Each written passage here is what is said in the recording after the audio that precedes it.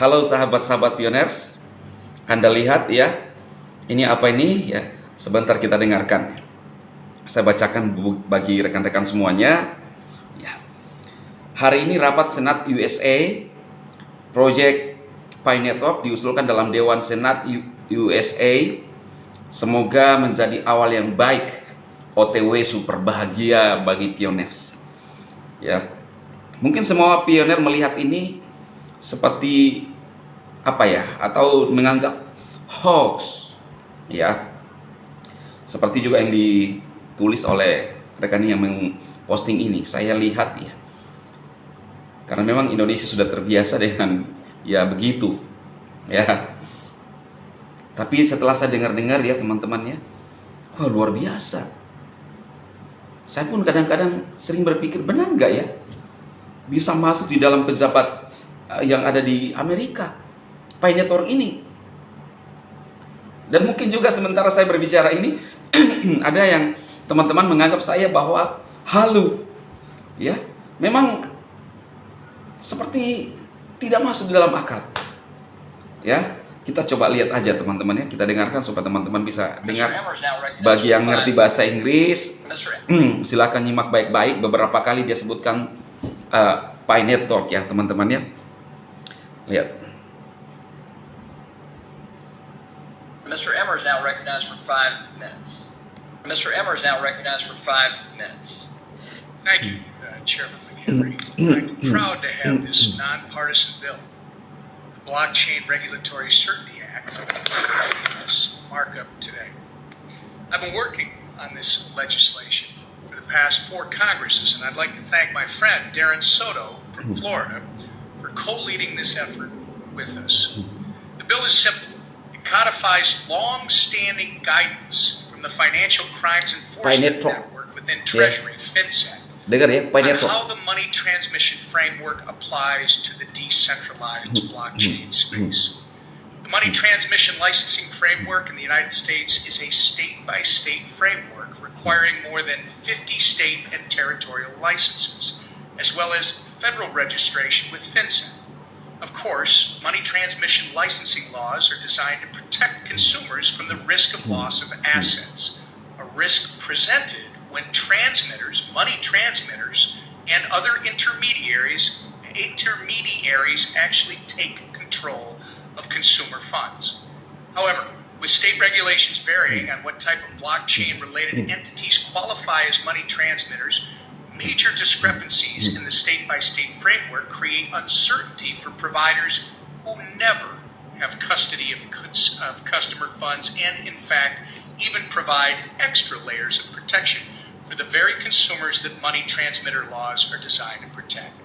To provide a solution, the Blockchain Regulatory Certainty Act codifies existing FinCEN guidance to affirm that non-custodial blockchain developers and service providers, like miners, validators, and wallet providers, that never custody consumer funds do not have to register as a money transmitter. This guidance was published in 2013 under the Obama administration. It was republished in 2019 under the Trump administration, and it remains the guidance FinCEN follows today under the Biden administration. Codifying this guidance from FinCEN cements in statute a well-agreed-upon interpretation of how money transmitter laws are applied to the decentralized blockchain ecosystem, which will allow the next iteration of the Internet to be designed by Americans with American values. The markup today and the markup tomorrow in this committee are focused on providing regulatory certainty for the digital asset ecosystem as a new, emerging innovation that has the potential to redesign the digital economy and provide the economic boom the United States needs to climb out of our $32 trillion national debt. Guidance is not as concrete as statute. Statute gives certainty. Guidance can change at the political whim of a new administration. Fortunately, that has not been the case with this FinCEN guidance, but we need to give this industry certainty in the form of statutes if we're going to stand a chance in developing the next iteration of the Internet and the digital economy so that it reflects our values, American values. Again, thank you, Chairman McHenry, for holding this markup today, Thank you again to my friend Darren Soto for his continued nonpartisan collaboration with us on this bill and other digital asset legislation. I'd also like to recognize Ranking Member Waters and her staff for their open dialogue with our office on this bill in the days prior to this markup. I understand that time constraints haven't allowed for committee Democrats to gather feedback from the Treasury, but I appreciate your team's attention to the bill, and I'd like to offer to work with you and your team once this bill passes out of committee to make alterations you need so that we can continue to move this legislation forward in the nonpartisan fashion it is being offered. And I yield back the balance. Will the gentleman yield? Yes, to the chair. I'd like to thank the member for his leadership on this bill, this bipartisan bill between he and Mr. Soto. When the infrastructure bill passed last Congress, I think all of us heard from market participants about the overly broad language and how it can impact blockchain technology generally. But let's go back in time. From the moment my colleague came to Congress, he was a committed advocate for a smart regulatory pathway for digital assets. He's an OG to this space. And it's been, since I've known him, even before being a member of Congress, he's been a leader in this space. We are the culmination of years of work that he has been about in a piece of legislation that is a culmination of his work. Others have joined along the way. Mr. Davidson certainly has. Mr. Hill, Mr. Waters. But I know the OG in this space is Tom Emmer, and I want to thank you for your leadership, not just on the market structure bill and this important bill, but generally speaking for digital assets. Thank you for yielding the time, and Thank you, and I yield back. gentleman yields back. Nah, apakah ini benar ya teman-teman yang bahasa Inggris bisa coba mendengarkan baik-baik ya? It is being offered, and I yield back the balance. Will the gentleman yield? Yes, to the chair.